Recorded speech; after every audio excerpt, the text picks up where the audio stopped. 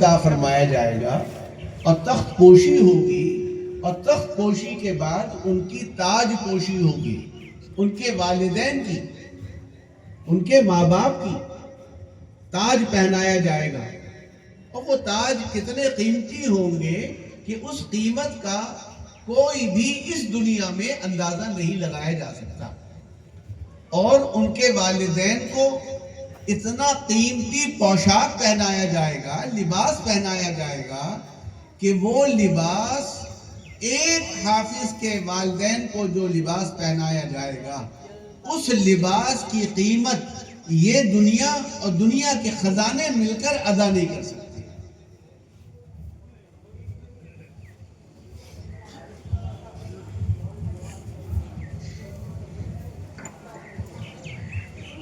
হযরত বলছেন যে